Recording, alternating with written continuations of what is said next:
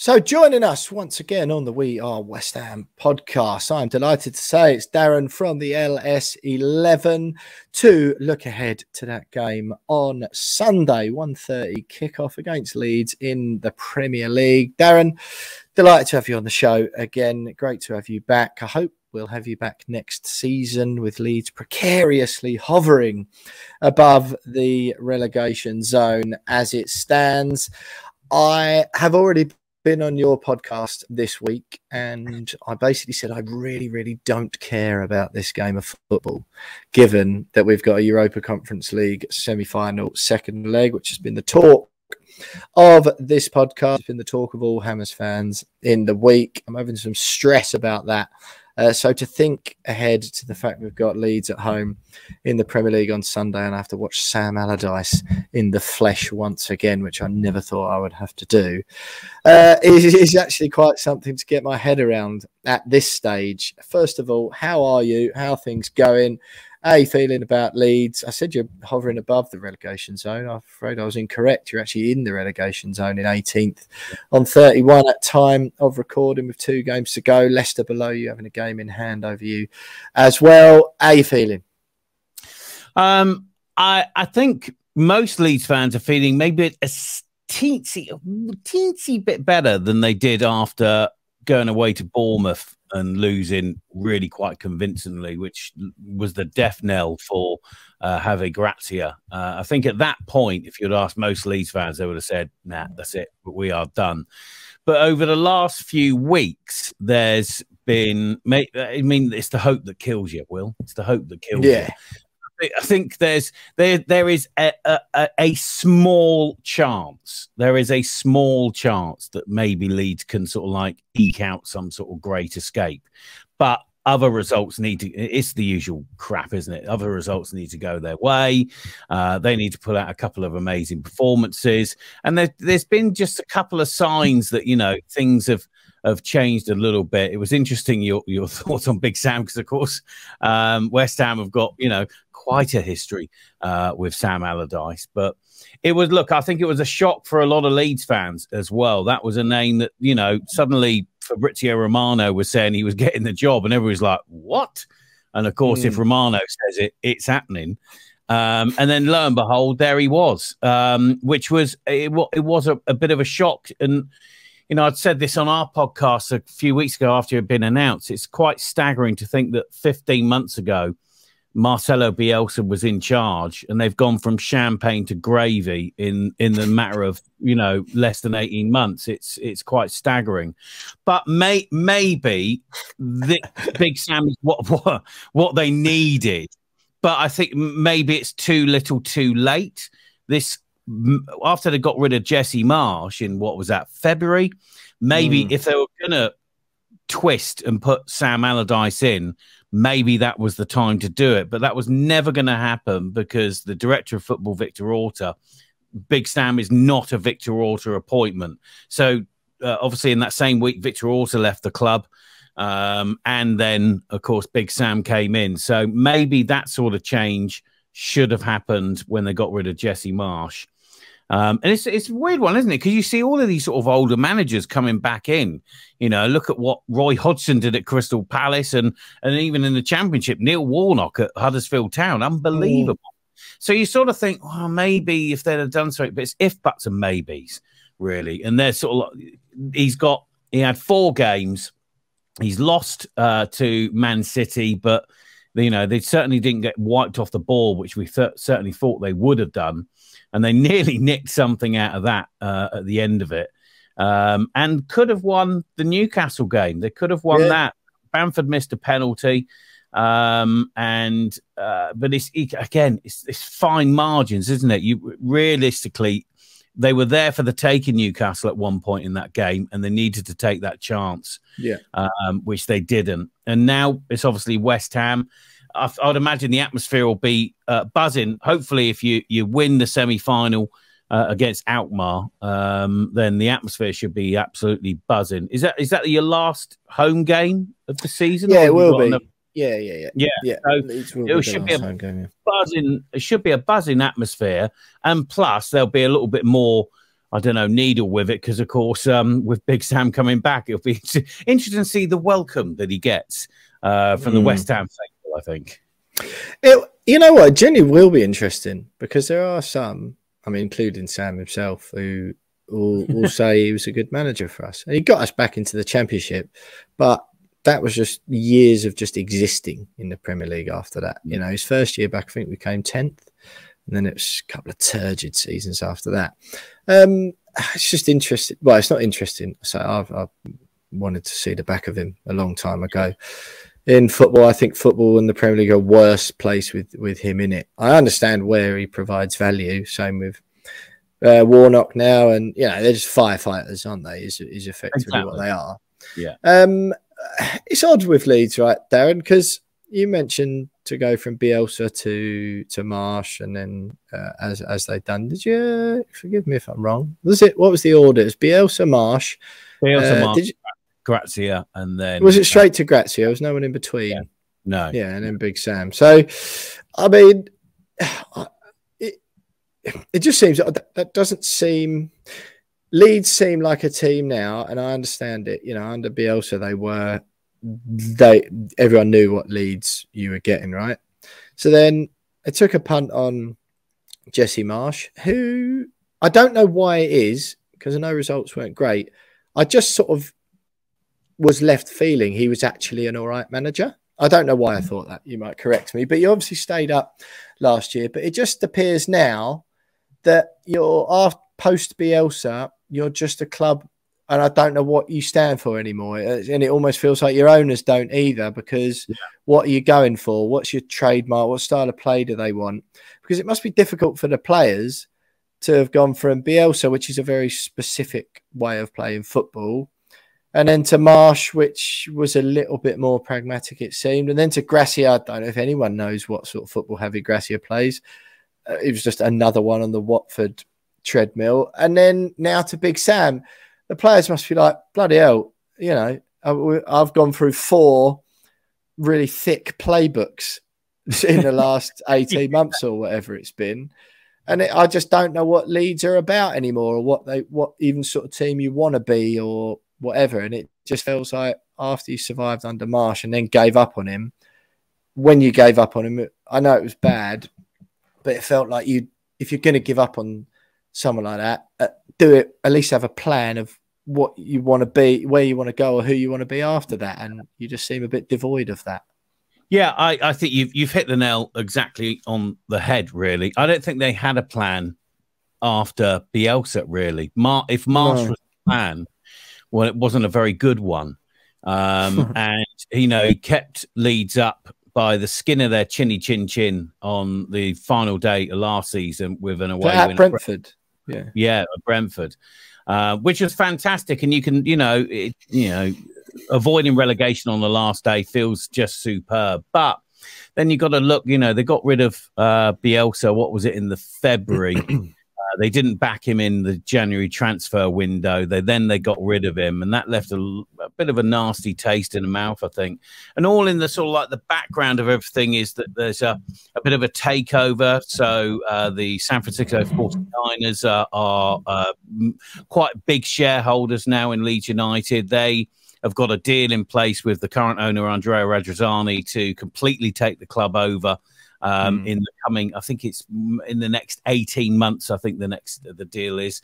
But I think there's all of this sort of uncertainty sort of like off the pitch. So you're sort of thinking, well, you know, where are the decisions coming from the board, and where are the decisions coming from the management to put in place that plan? Because there didn't seem, with that Bielsa plan, that was probably the best thing that Victor Orta ever did while he was at Leeds United, was getting Marcelo Bielsa, because the style of football, the whole ethos around the club just completely changed from what had been, you know, realistically, since they got relegated 16 years before.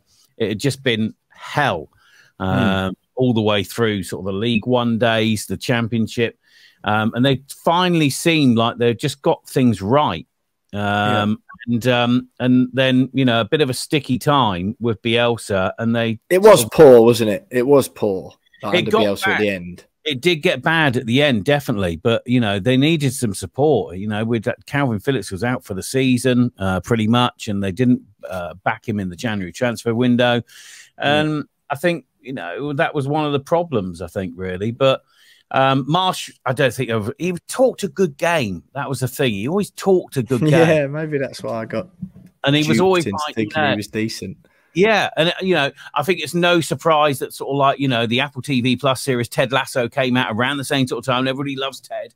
So I don't know if it was sort of like the same thing. So everybody think, oh, we've got Ted Lasso. No, we didn't. But yeah, and so then going from Jesse to Javi Gracia, and when Gracia took over, I mean, again, there was no plan. You were all right for a bit though, weren't you? They were okay, but there was no plan in place for when they got rid of Marsh. So they went through, I mean, I think he was like the 5th choice. And it was like every manager they'd gone for. And it's like, well, if you're going to pull the trigger on a manager, at least know you've got someone signed up, because they'd obviously got Marsh signed up before they pulled the trigger on Bielsa. Yeah. So why didn't they have that same foresight when they were getting rid of Marsh? And then they went through all these different Iriola and Arnie Slot, and all of these names just suddenly went, nope. And you're thinking, oh my God. And then Gracia, I mean, lots of Watford fans were saying, oh, it's a great style of football. He's going to be really good. And it did turn it around for a little bit. And then just suddenly, I don't know what happened, but it was in the Crystal Palace game. Leeds were 1-0 up. 5-1? Yeah, we were 1-0 up. And then they equalised maybe a minute before half-time. Something happened in that half-time, and just everything fell to pieces. Within 3 weeks, he was gone, and they'd shipped like the most goals conceded in a Premier League record month. So it was great stat that was. Yeah, it was insanity. So something happened in that half time, and then the whole house of cards came falling down. So and now we are where we are. Big Sam. Yeah, God, honestly. It still gives me shivers. I said to you on your podcast, still having therapy from the time I had to spend watching him manage West Ham in the Premier League in particular. But look, it's funny actually, Darren, because on this podcast every week we have the opposition views, and I always go, so how do you expect the game to play out style-wise? Well, I don't need to ask you. I know exactly how the game's going to play out. But yeah, he sort of, you know, you were unlucky against Newcastle, like you say. How do you expect the game to play? So much of it, West Ham wise, is related to Thursday night. Of course, yeah. And I almost think either way, to be quite honest, either way, it's a meh game for West Ham.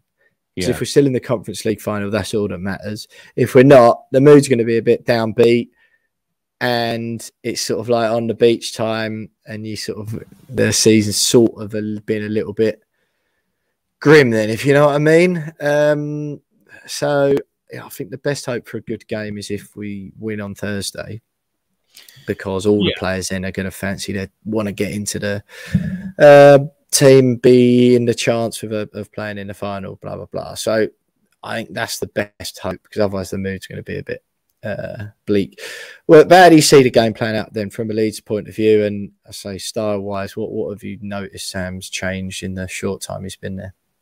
Well, certainly, look, I mean, pretty obviously they were, as we've just mentioned, they were shipping goals for fun. So that's certainly one thing. I mean, look, he's had 2 games. I mean, he had like, you know, maybe 2 days with the players before the Man City game, and he had a week with them before the Newcastle game. But you can see, I mean, he's changed the goalkeeper. Meslier was having a bit of a sorry run. He's a great keeper. He was making some really silly mistakes, and you know he's still really, really young. Meslier, he's only what 21, 22, so you know he could be playing till he's 50. So he's I think it was probably a good idea to sort of like take him out of the equation and put Robles in. And Robles is a little bit more vocal. And you know, sort of likes to rough up some strikers and just like get in their heads. So he's a little bit more. He's a more Sam Allardyce type of keeper, I think. And he's sort of like changed that sort of like he's sorted out the defence more than anything else.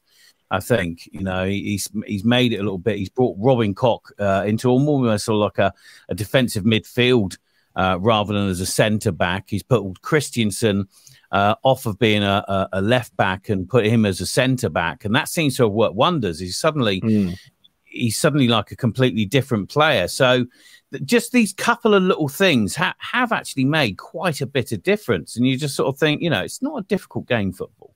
If you just sort of like pick and choose players in the right positions, things actually work. Yeah. So some of the players have, you know, I don't think it's a new manager bounce because I think it's too late in the season for that. But I think some of the players were just sort of playing not in their right positions. So I think that's the main thing that he seems to have done is just sorting out that defence, really. I mean, they need to start scoring more or taking their chances. Is probably, you know, Rodrigo's been brilliant this season, but Bamford's been a bit up and down. He missed one against Leicester, and of course he missed one at the weekend against Newcastle, penalty, when probably Rodrigo should have taken that penalty, but Bamford took it, and you'd hope he would have scored it, got a bit of confidence back. But that didn't happen. So yeah, they need to get their shooting boots on. And you know, we've got this club record striker that they bought in January, Jorginho Ruta, who's hardly kicked a ball for them, but he is playing in the under-21s tonight, and he scored. So there we go. So who knows? Maybe who knows what could happen? Who knows? Yeah. Fair enough. Well, look, I think West Ham fans sort of know what to expect from Allardyce. I don't think it's going to be pretty. But Darren, before we let you go, let's have a score prediction from you. West Ham v Leeds, London Stadium, 1:30 kickoff on Sunday. I think, look, Leeds have to win. I think it has to be, and it'll be probably. I can't usually come up with ridiculous score lines, and in the last few years, I was getting them right, but for the alternate way of doing it. But I actually think you're right. It's going to be turgid, but attritional, typical Sam Allardyce stuff. Hopefully, your guys will be on the beach. I'm reckoning a cheeky 2-1 to Leeds. To Leeds, I guess. Yeah. Fair enough. Well, look, I'm good. I also think it's going to be all those adjectives you used. All depends on what happens Thursday for West Ham, but I'm going to go. I don't know, either like a 1-1 or I was going to say 0-0, but I feel like 1-0's more likely because I think both defences are so bad. But war of attrition indeed. But look, Darren, it's been absolutely brilliant having you on. As I've said to you on your podcast, I like you. I like all of the Leeds fans that I know. I like Leeds as a club. I think the Premier League is better with you in it. And I wanted you to stay up until you appointed Big Sam. The football and the Premier League is better off without him. So unfortunately, I do hope you go down, which has given me even more of a reason to cheer us on against you on Sunday. But I do hope we speak to you next season, whether it's in the Premier League or the Cup. We will wait and see. But all the best. It's Darren from LS11.